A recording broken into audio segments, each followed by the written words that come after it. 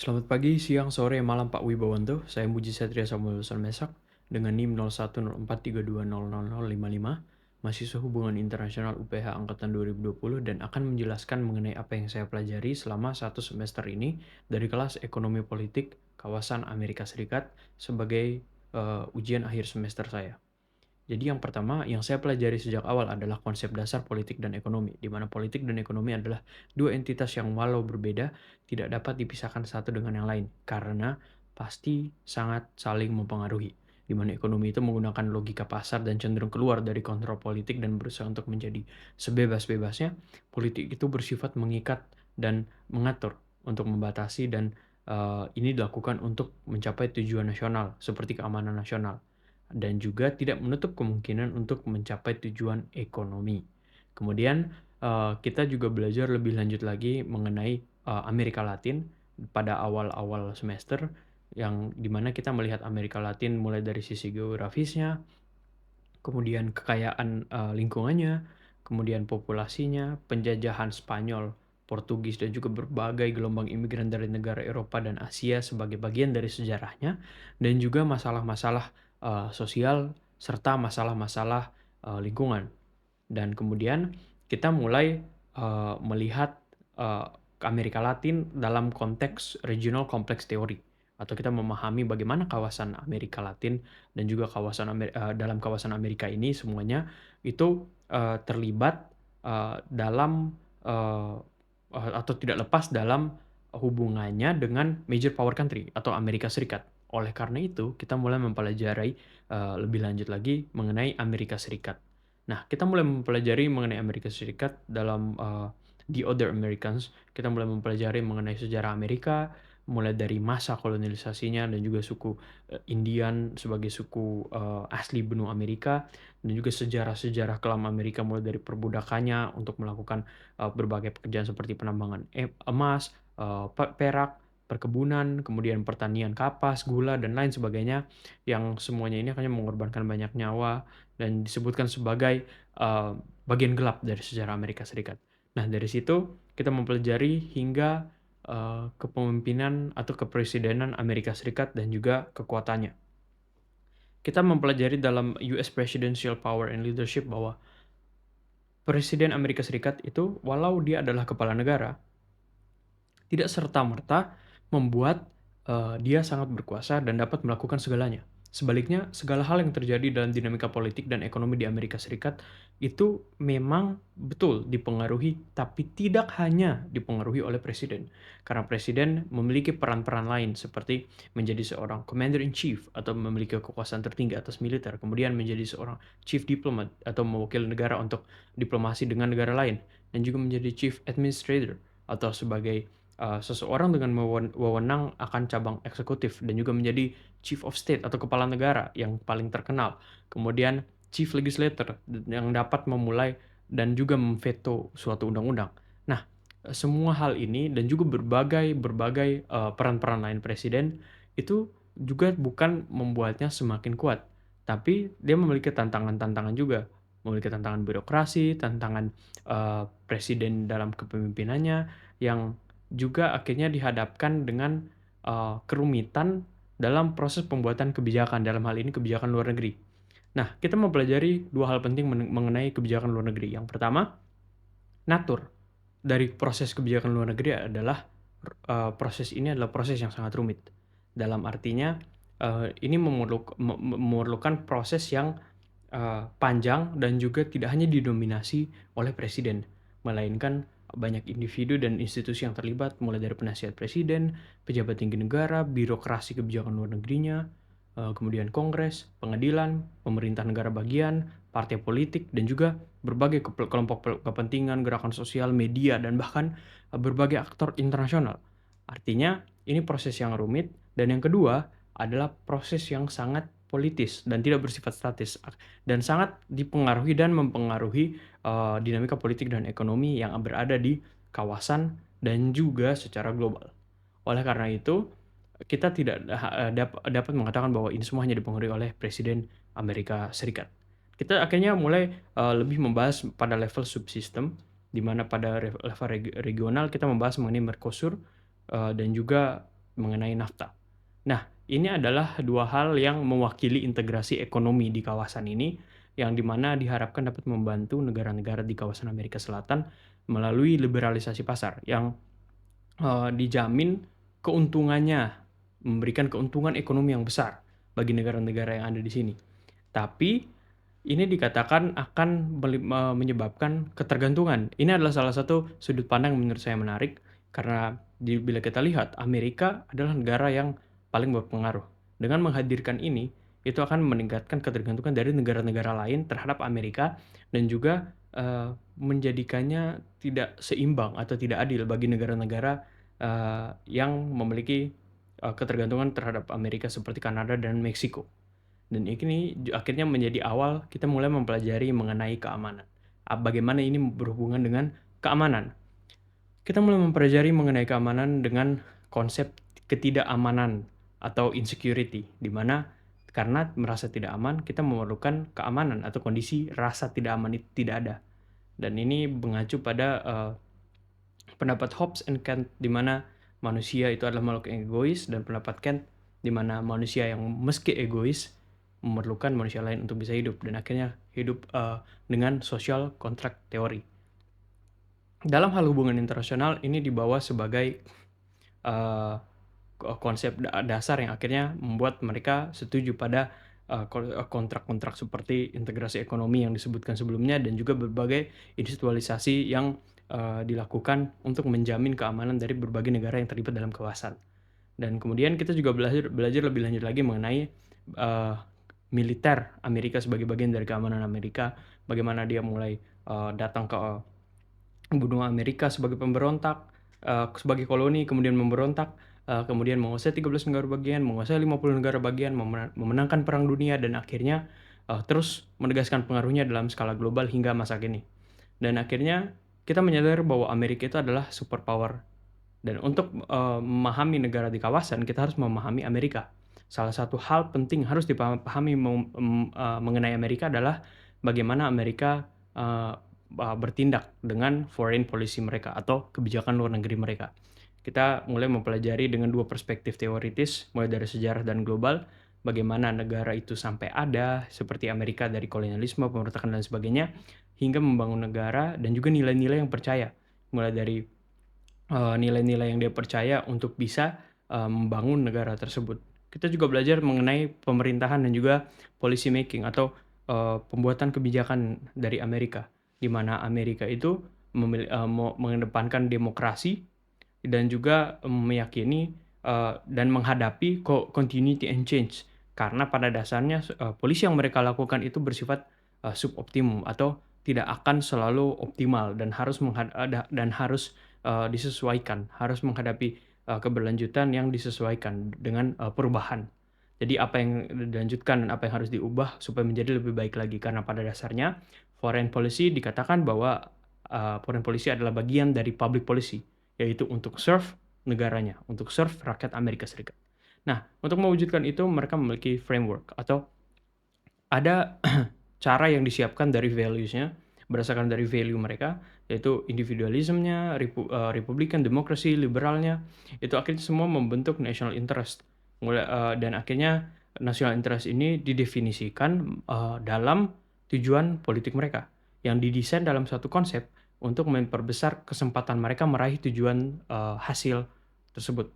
Dan ini disebut sebagai konsep means creating strategy yang pernah kita lihat dalam framework-nya, bagaimana menggunakan element of power, mulai dari potensi-potensi geografis, sumber dayanya, sumber daya manusianya, aksesnya terhadap perdagangan internasional, kemudian infrastrukturnya, semuanya national elements of power ini digunakan oleh institusi dan aktor yang terlibat, mulai dari agensi pemerintah, IGO-nya, media, bisnis, para akademisi, civil society-nya, dan juga tokoh-tokoh berpengaruhnya. Semuanya ini akhirnya digunakan dan memainkan 4 instrumen penting dalam kekuasaan ini, yaitu diplomasi, kemudian informasi, militer, dan juga ekonomi.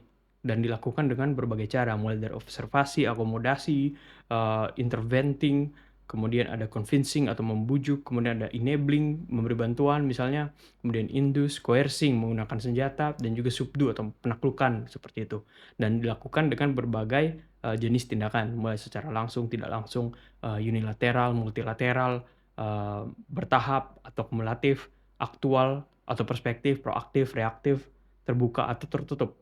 Nah, setelah mempelajari ini semua, kita akhirnya mempelajari lebih lanjut mengenai kawasan Amerika Serikat dengan mempelajari Kanada, Meksiko, Venezuela, Kuba, Kolombia, Brazil, dan Bolivia untuk memahami lebih lanjut lebih lagi ya mengenai kawasan kawasan ekonomi politik di uh, Amerika. Kemudian kita memulainya dengan Kanada. Jadi Kanada ini dibahas secara mendalam dimulai dari pertanyaannya terhadap kedaulatan Kanada, tentang masalah dan tantangan politik yang dihadapi semenjak Kanada terbentuk. Bagaimana Kanada itu sebagai bekas jajahan Inggris dan negara yang membagi kepala negara dengan negara-negara persemakmuran lainnya ini dapat dianggap sepenuhnya berdaulat. Dalam konteks ini dipelajari juga masalah kayak federalisme, eh, dan juga hubungannya dengan masyarakat adat, serta otonomi Kanada dalam urusan luar negeri dan perdagangan. Ini juga membahas tentang legitimasi tatanan konstitusional yang digunakan Kanada untuk memerintah diri sendiri, memerintah negara mereka. Nah, kemudian dalam hal ekonomi, Kanada itu dikaitkan erat dengan Amerika Serikat, baik dalam hal perdagangan maupun sistem ekonomi yang cenderung liberal dan berorientasi pasar. Sayangnya, salah satu tantangan utama Kanada adalah angka kelahiran yang rendah. Dan ini akhirnya disiasati dengan mempromosikan imigrasinya dan juga ajakan untuk tinggal dan memiliki kewarganegaraan Kanada. Ini diharapkan dapat membantu meningkatkan jumlah populasi yang akhirnya memberikan lebih lagi tenaga kerja dan terus membantu Kanada berkembang dan memperkuat ekonominya. Berdasarkan hal ini, Kanada akhirnya dikaitkan dengan konsep multikulturalisme yang dipercaya sebagai ideologi mereka yang dianut untuk imigrasi dan mempengaruhi pembentukan identitas dan budaya mereka. Nah, dalam konteks teori Regional Security Complex teori misalnya, Kanada dapat dipahami sebagai bagian dari kompleks keamanan regional di Amerika Utara. Karena Kanada itu juga berperan aktif dalam organisasi regional juga seperti Organisasi Negara-Negara Amerika atau OAS dan juga seperti yang dikatakan sebelumnya dalam NAFTA. Kemudian ada Meksiko. Kita mempelajari Meksiko mulai dari sejarahnya dari Aztec hingga kedatangan Spanyol, kolonialismenya hingga agama, budaya, dan bahasa yang diperkenalkan, dan juga sejarah yang berlanjut hingga akhirnya perang pembebasan mereka. Nah, setelah perang ini dibahas juga mengenai Meksiko yang menghadapi berbagai tantangan ekonomi dan politik mulai dari pengangguran, kriminalitas yang meningkat, masalah kekuasaan, dan juga instansi-instansi seperti gereja dan juga instansi yang dipegang oleh caudillo atau kelompok militer yang memegang kekuasaan saat itu berusaha untuk menggulingkan diktator Porfirio Diaz yang dianggap gagal dan telah meningkatkan mulai dari ketimpangan, korupsi, represi yang akhirnya penggulingan ini berhasil melahirkan Konstitusi 1917 yang menegaskan hak asasi manusia dan mengatur struktur pemerintahan yang demokratis, mulai dari hak-hak warga negara untuk memilih, hak untuk menyatakan pendapat, dan juga hak untuk berserikat, bahkan memberikan jaminan pendidikan bagi keamanan seluruh rakyat di sana. Nah, dalam konteks Regional Security Complex Theory, Meksiko ini juga berperan aktif dalam organisasi terlibat seperti Kanada, terlibat dalam organisasi negara-negara Amerika atau OAS, dan juga dalam CELAC atau Forum Kerjasama Amerika Latin. Kemudian ada Venezuela. Selain Meksiko, ada Venezuela di kawasan Amerika Selatan yang memiliki tantangan tersendiri. Yang kalau kita lihat tantangan itu hadir dari pemerintah sebelumnya ke pemerintah lainnya, atau melalui transisi yang unik gitu dari setiap pergantian pemerintahannya atau pemimpinnya. Nah, mulai dari Chavez yang memiliki gaya pemerintahan kebijakan populis, ideologi yang sosialis, dan juga fokus pada peningkatan kehidupan masyarakat. Ini sebenarnya dilakukan karena dia menginginkan dukungan untuk kekuasaannya yang lebih lagi. Nah, karena itu, ini menghadirkan ketimpangan, kejahatan, kemiskinan, dan yang semuanya didasari karena korupsi. Dan diatasi dengan cara yang salah pula, dengan mencetak uang. Hal ini menghadirkan inflasi yang besar yang dihadapi di pemerintahan selanjutnya oleh Nicolas Maduro, yang terus juga mencetak uang. Dan dia juga menggunakan kekuasaannya ini untuk memaksimalkan keuntungan pribadinya, atau untuk kalangan pejabat semata, dengan memecat orang-orang di posisi penting seperti hakim agung. Kemudian dia melakukan itu untuk menuliskan ulang konstitusi dan menciptakan badan baru untuk mendukung kekuasaannya terus berlangsung atau tanpa oposisi. Artinya menjadikan Venezuela memiliki seorang diktator yang tidak mereka inginkan sebelumnya. Nah, akhirnya Venezuela ini dijatuhi sanksi yang menuai pro dan kontra karena dianggap semakin menekan rakyat yang tidak bersalah yang menjadi korban juga dari pemerintahan yang korup ini. Dari sanksi ini diberikan dari Uni Eropa dan juga dari Amerika Serikat, sanksi dagang yang semuanya ini diharapkan dapat mengembalikan demokrasi di kawasan di Venezuela, tapi di lain sisi dianggap merugikan masyarakat yang ada di sana dan memperburuk situasi. Kemudian ada juga Kolombia. Kolombia adalah negara yang berada di kawasan Amerika Selatan juga dan memiliki keadaan yang relatif lebih stabil. Tapi bukan berarti mereka luput dari masalah korupsi, kesenjangan ekonomi yang tinggi, dan juga pengangguran yang menjadi tren di wilayah Amerika Selatan ini. Dia juga menghadapi konflik bersenjata internal yang berlangsung sudah selama berapa dekade. Dan bila kita kaitkan dengan regional security complex teori, Kolombia itu sebenarnya dapat dilihat sebagai salah satu aktor utama ya dalam keamanan regional Amerika Selatan karena dia juga mempromosikan stabilitas dengan berpartisipasi dalam organisasi juga seperti organisasi Amerika ada organisasi negara-negara Amerika atau OAS dan juga komunitas Amerika Latin dan Karibia atau CELAC juga. Kemudian ada Brasil. Brasil adalah negara yang salah satu negara terbesar di Amerika Latin dan memiliki peran ekonomi yang kuat atau signifikan dalam kawasan tersebut. Jadi Brasil itu adalah salah satu negara yang memiliki GDP senilai 1,4 triliun dolar pada tahun 2020. Nah, karena ini Brasil akhirnya memiliki perekonomian yang beragam. Ini disebabkan karena Brasil memiliki perekonomian yang beragam, mulai dari sektor-sektor seperti pertanian, industri, jasa, dan bahkan dikenal sebagai produsen dan eksportir komoditas seperti kopi, gula, daging, dan juga bahan-bahan tambang seperti biji besi dan minyak bumi. Nah, meski begitu, Brasil juga menghadapi tantangan ekonomi yang dihadapi negara-negara lain di kawasan ini, mulai dari ketimpangan pendapatan, pengangguran, kemudian kesenjangan sosial, yang semuanya ini uh, menjadi gangguan bagi stabilitas ekonomi di negara ini dan mempengaruhi kawasannya. Karena mengingat negara ini juga memiliki sejarah politik yang kompleks termasuk masa-masa otoriter dan juga transisi demokrasi. Nah, seperti halnya Kolombia, Brasil juga salah satu aktor kunci di uh, dalam hal regional kompleks teori, dalam kompleks keamanan regional Amerika Selatan. Nah, Brasil juga aktif dalam organisasi Mercosur dan juga meningkatkan integrasi ekonomi di negara-negara yang berada di kawasan ini. Kemudian yang terakhir ada Bolivia. Bolivia disebut sebagai jantung dari Amerika Selatan. Bolivia memiliki karakteristik ekonomi dan politik yang unik, dan secara ekonomi, Bolivia adalah salah satu negara yang memiliki tingkat pendapatan menengah di Amerika Latin. Tapi Bolivia juga memiliki politik yang kompleks karena perubahan rezim dan juga gerakan sosial yang kuat dan dalam menjaga stabilitas politiknya. Akhirnya Bolivia menghadapi tantangan dalam hal keamanan internasional, keamanan internal seperti konflik sosial dan juga ketegangan politik seperti isu-isu hak asasi manusia yang akhirnya menjadi ancaman kestabilan dalam negerinya. Meski begitu, Bolivia juga berperan dalam menjaga keamanan nasional yang tercermin dalam partisipasinya dalam organisasi regional seperti Persatuan Negara-Negara Amerika Selatan dan juga Komunitas Negara-Negara Amerika Latin dan Karibia, CELAC juga sama kayak negara-negara sebelumnya. Jadi sederhananya Bolivia juga memiliki peran penting dalam keamanan regional di Amerika Selatan. Sekian presentasi UAS dari saya. Terima kasih.